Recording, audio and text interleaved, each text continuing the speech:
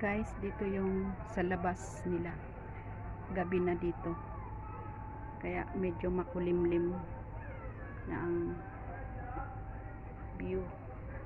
Doon yung restaurant. Doon. Yun ang bundok. Bundok doon.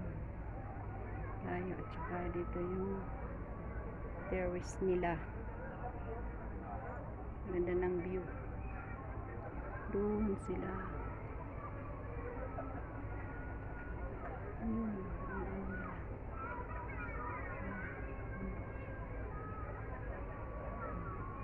Maganda guys ang view. Mayroon pang mga view sa iba na lugar.